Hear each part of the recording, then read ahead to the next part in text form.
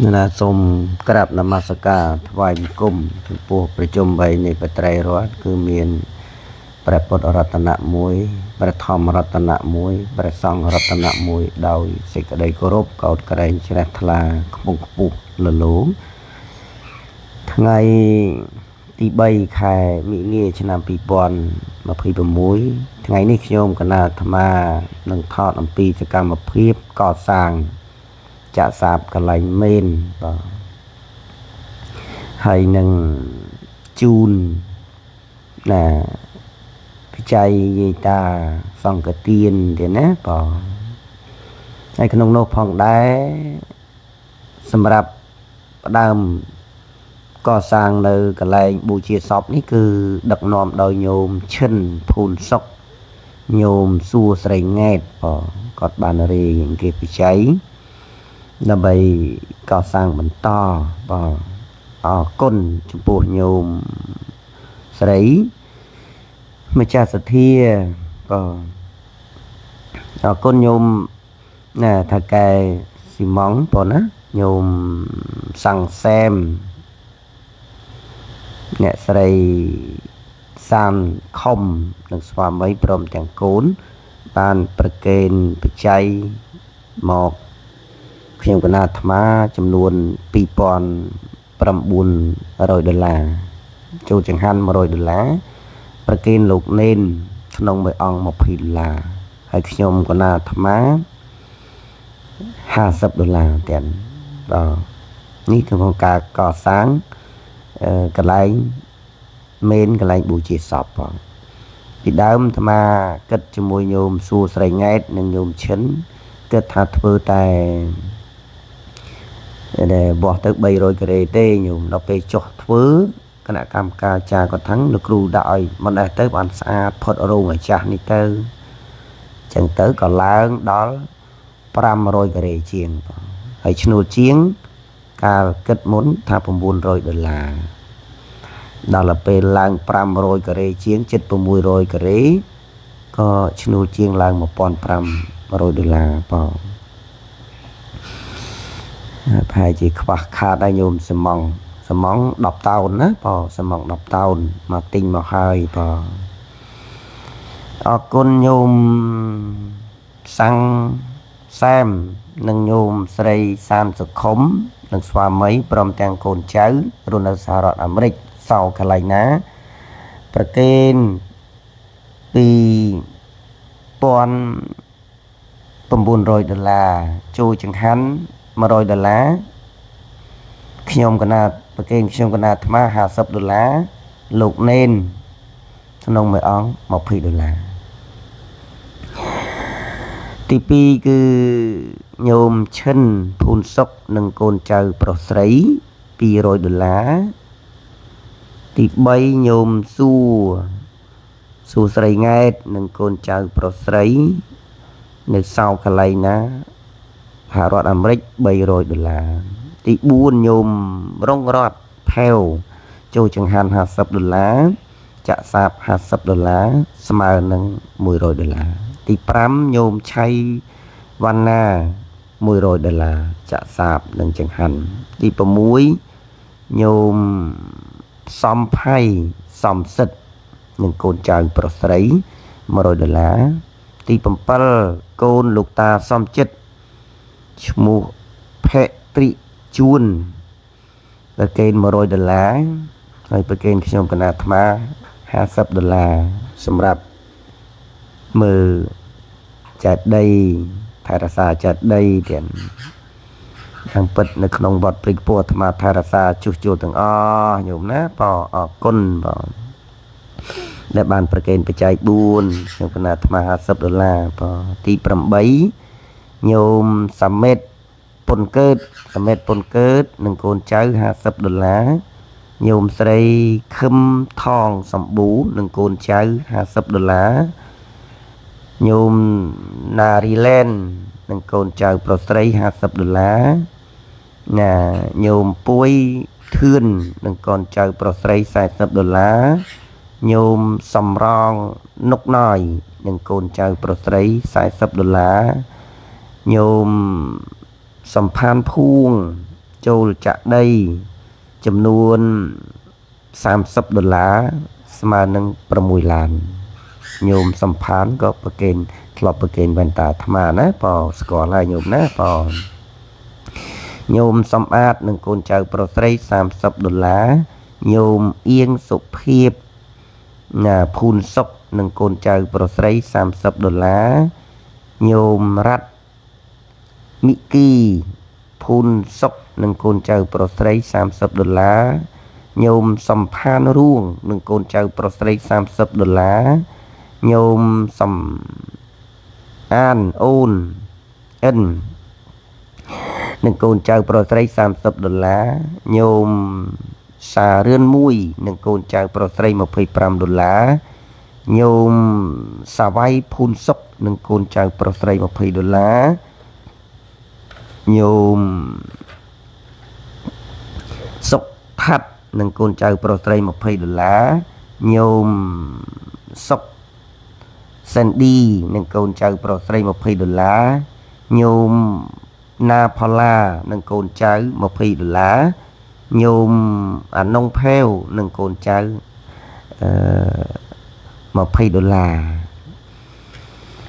នៅក្នុងនោះផងដែរដោយអំណាចបុណ្យកុសលដែលញោមបានប្រគេននិងសង្ឃទានជូនលុយតាយាយនិងចៅព្រមទាំងប្រគេនចង្ហាន់ដល់ព្រះសង្ឃនៅក្នុងទឹកដីវត្តព្រៃពោះសម្រាប់តាយាយញោមញាតណាបើសម្រាប់តាយាយគឺដើមឡើយគិតតែ40នាក់ឬក៏50នឹងប្រសង់ទេញោមដល់ពេលណាប្រាប់ចាគណៈកម្មការគាត់ជម្រាបមកក៏ឡើងដល់ទៅ65នាក់អញ្ចឹងក្នុងមួយនាក់មួយរូប$50បងណាអញ្ចឹងទឹកប្រាក់ដែលជូនតាយាយនោះអស់$320ជូនចែកចៅជូនចៅនោះគឺ$25ហើយសម្រាប់ចង្ហាន់25ឆ្នាំញោមគោឡើងភ្នំណាញោមពោគោឡើងភ្នំបើញោមទេសនាមើលតាមវីដេអូនេះបើ25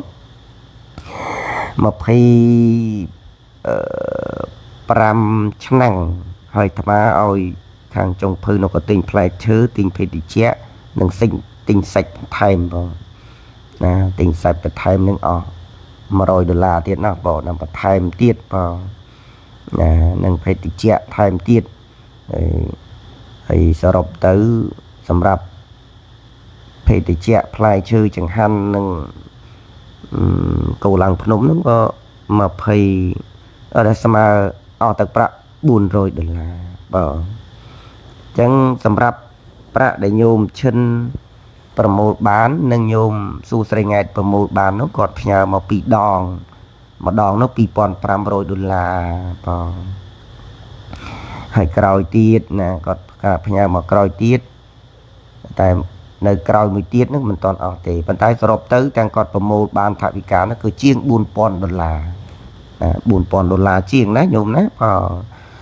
ដោយអំណាចបុណ្យកុសលនេះខ្ញុំព្រះអង្គខ្ញុំកណាសូមឧទ្ទិសដល់បុព្វការីជន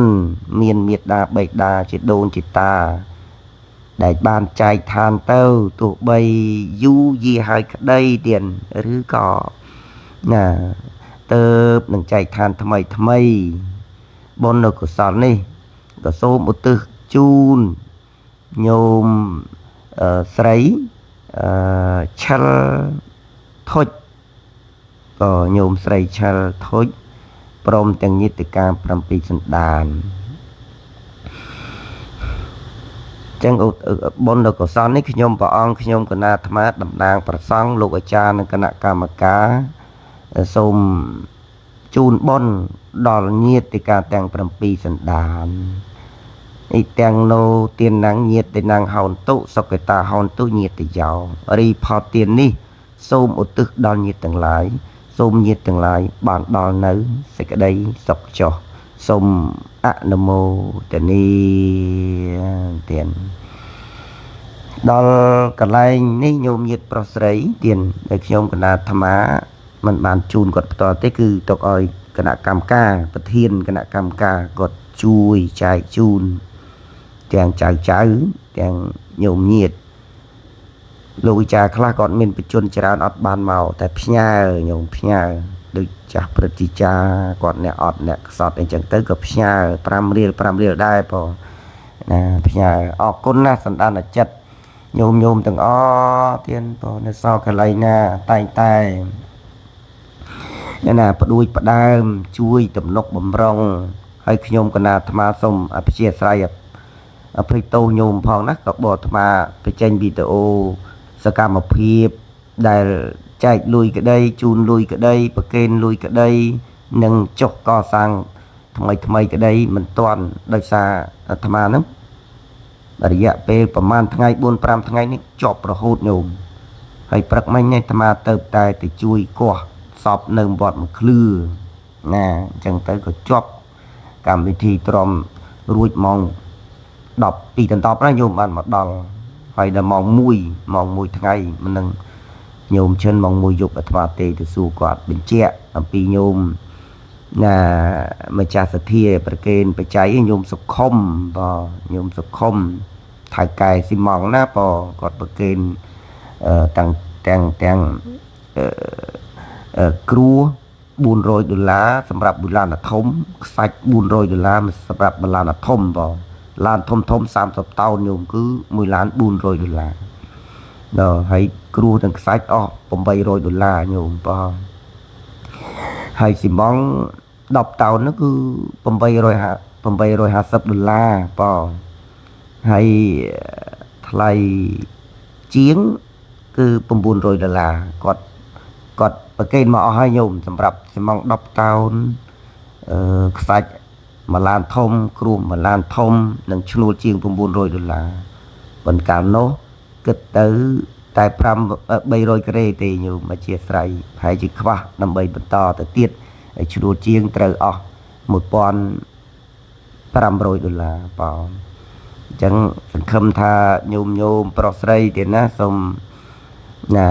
មេត្តាអាណិតជួយបន្ថែមនៅទឹកដីវត្តព្រៃពោះទោះបីស្រុកកំណើតក្តីមិនមែនស្រុកកំណើតក្តីញោមណាបានទស្សនាតាម Channel YouTube ខ្ញុំក៏ណាអាត្មាផ្ទាល់យិនពុទ្ធិឬក៏យិនពុទ្ធិ KA ហើយមួយ Channel មួយទៀតឈ្មោះពុទ្ធិ WWE បងនេះគឺតាមរយៈ Channel YouTube ខ្ញុំកណាអាត្មាភាពផ្ទាល់ញោមទស្សនានៅក្រៅប្រទេសនៅលើផែនដីញោមជួយ Subscribe ម្នាក់មួយផងណាបងណាបងនេះស៊ីម៉ងញោម10តោននេះគឺឥឡូវចុះ 4-5 ថ្ងៃហ្នឹងអស់5តោនជាងហើយញោមចិត្តអស់សម្រាប់ជីកស្រះថ្មីនេះគឺដែលមានបណ្ដោយ28ម៉ែត្រទៅតឹង25ម៉ែត្រជម្រៅ5ម៉ែត្រញោមហើយភ្ជាប់នឹងស្រះចាស់បងហើយបើចង់ធ្វើលបងព័ទ្ធជំវិញស្រះនេះឬក៏ចង់ចិញ្ចឹមត្រីគឺអាចធ្វើបានញោមប៉ុន្តែអស់តម្លៃច្រើនដែរបងពួកជាង2000ការ៉េបងហើយផ្លូវនេះចូលមកមែនផ្លូវកន្លែងបូជាសពនឹងឯងញោមអាត្មានឹងចាក់គ្រូក្រហមទៀតក្នុង1ឡាន$60ជាងផងហ្នឹងហើយក្នុង1ឡានណាបងណានេះក៏កាយដីនឹងចូលហើយនៅទឹកដីវត្តព្រៃពោះនៅសល់កន្លែងដើមច័ន្ទញោមប្រហែលជា400-500ឡានទៀតអត់តាន់គ្រប់ទេញោមចាក់ប៉ុណ្្នឹងហើយអត់តាន់គ្រប់ទៀតញោមព្រោះវត្តនេះស្មារតីស្ថាបនាស្មារតីនៅចាក់អស់ជាង1000ឡានហើយឥឡូវត្រូវចាក់ទៀតញោមបងត្រូវចាក់ទៀតតែជីកនៅក្នុងវត្តបានតម្លៃ$1,500បងតែបើជីកឆ្ងាយថ្លៃបងជីកឆ្ងាយថ្លៃបើជីកចិត្តវាថោកត្រឹម$5ទេអរគុណសន្តានចិត្តញោមញាតនៅសោកន្លែងទាំងណាទាំងអញោមណាបានទស្សនាសូមជូនពរជូនបុណ្យញោមឈិនញោមសួស្រីង៉ែតញោមសុខុមបងញោមសាំងសាមនិងញោមសុខុមម្ចាស់សទ្ធាទាំងអស់ទៀតណាសូមឲ្យមានប្រសុខភាពល្អអាយុវែងយឺន